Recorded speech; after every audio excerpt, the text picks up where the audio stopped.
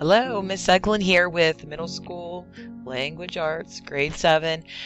Today I wanted to review what we did in class today. In case you were absent, we read a nonfiction article called Thirst. And this is taken from a magazine, and it is something called narrative nonfiction. So it sounds like a story, but it's actually true. And this article is going to connect to A Long Walk to Water, the novel that we will be starting very, very soon. So one of the things that we wanted to practice is close reading. And these are the notes that we took about close reading. So basically, just to simplify, what is close reading? I think of close reading as reading with your pencil. And a lot of times we'll use pencils, pens, different colored markers, or highlighters to indicate some of the different symbols. So when we are doing close reading, a lot of times we'll pick a more difficult piece of text, and it's not going to be incredibly long because we really want to spend some time analyzing it, and we're going to have a purpose for reading.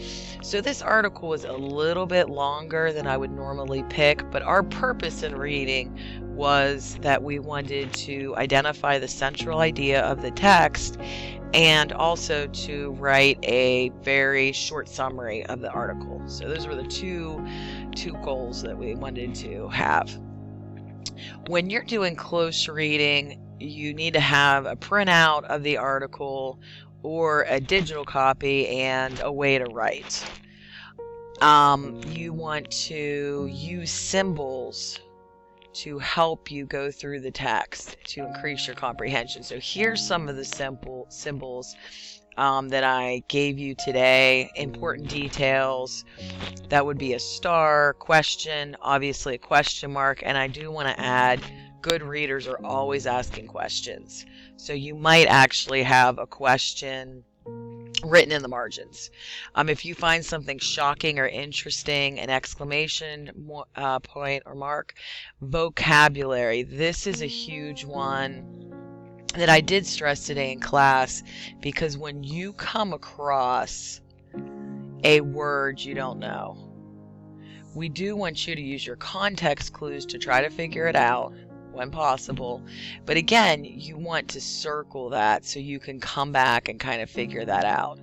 And then the last one would be make a connection. And this is make a connection to something in your life, connection in self, connection to some other kind of literature, like another book or article, even movie, or a connection to the world. And sometimes with this type of article, that could be hard, because this article is about a girl living in Mozambique. So that might not be something that a lot of people have experience with. So after taking this part of the notes, we discussed what the central idea is. So I'm going to go back up here to this part, and we talked about the central idea being what the author wants you to remember, and sometimes it's explicit. The article will say, this article is about, and then state it. However, a lot of times the central idea is implied and we have to figure it out. To find the central idea, you can ask yourself, what's being discussed? What's the point of the article? And also, what are the details and what are they explaining? Okay, what's that all about? And the answer possibly will lead you to your central idea. Okay, so those are just 3 of the steps that could lead you to your central idea. Now, where is the central idea located? It could be in the beginning of the text, the middle, or the end. So you don't know, but you have to figure it out using those steps. So I'm actually going to go to the article now, and this is nice because, let's see, I'm going to put this on the page. This is the handout that was printed out for students in class, and this one's actually in color. So the first thing we looked at when we're doing nonfiction, okay, is I always want to look at the title. Okay, what does the title tell us? Well, it could indicate what the central idea is. Okay, so it says thirst. So think about that. What does that mean? Okay, thirst. And then another thing that is really smart to do and a good habit to get into is, of course, read the heading. Okay, if there's a heading or subheading, don't just ignore it. You want to take a look and see what is going on with that. Okay, so the heading here is the incredible true story of a teenage girl, a water-starved village, and the simple well that changed it all. Okay, and this article is by Kristen Lewis with Tyler Reaver. Okay, Reaver. Can't really see that. I need better glasses. Okay, so then we also looked at the pictures, and what we're doing now is something I'm sure everybody's familiar with, previewing the text. Okay, and this is important to do, and we want to keep in mind our purpose for reading. Okay, so what are we reading for? We want to be able to write a summary and find that central idea. Okay, so what I'm going to do now is I am going to start reading the article, and then we'll see if we can find a possible central idea in this section. Okay, and let me see if I can go back up here, and I'm going to zoom out. And I'm going to start right up here. It was still night in Mozambique, a country in Southeast Africa, but for 13-year-old Natalia, this dark hour was the start of her day. She dragged herself out of bed, a thin straw mat, and dressed quietly. So I'm thinking, what does that tell me? You know, the fact that she's getting up really early, she right now is getting out of this mat. And that's really telling me that maybe she doesn't have a lot of money because she doesn't have a house. She has a hut, and I'm seeing that right here, so I'm kind of jumping ahead a little bit. Her 3 sisters were still sleeping in the room they all shared. Natalia slipped out of their hut and set off into the darkness. So I'm wondering, where is she going? Shaking off sleep, Natalia moved briskly. It was 4:30 a.m., and there was not 1 second to waste.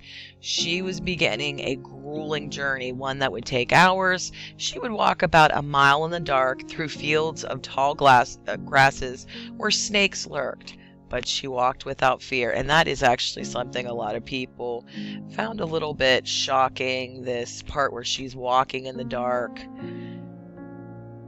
with snakes. Okay, so if that is something that stands out to you, you might want to do your exclamation mark right there. She had been making this trip 2 times a day, 7 days a week since she was 10 years old. So I find that shocking. I might give an exclamation mark there. Why? She was not heading to school or a job or to a job or to visit a relative. So I'm thinking, where was she going? Okay, so I might write that question over here, you know, where is she going?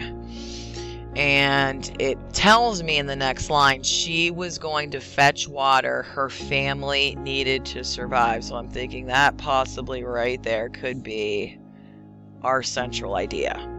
Okay, so for the rest of the article, I would actually go through and read it doing the same thing.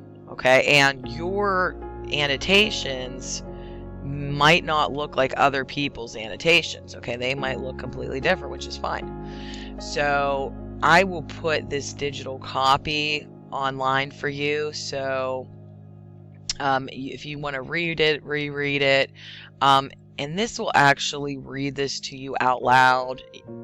And adding notes might be a little hard. But you could always type them if you wanted to using this feature up here. Okay, so the rest of the article, let's see if I can get out, and let's see if I can scroll down. I'm in like a pen, kind of a pen mode here. Okay, so I think you will be able to scroll down. And let's see here. Okay, so when you're out of this pen mode, you'll definitely be able to scroll down. So then after that, I would start my summary. And again, we talked about what a summary is. It's going to leave out all the important details and just have the main points. It might be 4 or 5 sentences. You don't want your summary to be a novel. Okay, so shorter sometimes can be better, but you want to use your main ideas. And again, you might have those underlined or highlighted within your text, so make sure you're going back into the article. One thing about close reading that's really important is you're reading multiple times. So the first read I might skim through and preview. The second read I might do more annotations, writing on the text, and then the third read I might be going through, checking through my marks and symbols, and really trying to see if I can figure out some of the things that I had questions about, using my context clues to look up or to figure out the words and so on. Okay, so that's it for the Thirst nonfiction article. If you have any questions, email me or ask them in class. Thanks for watching.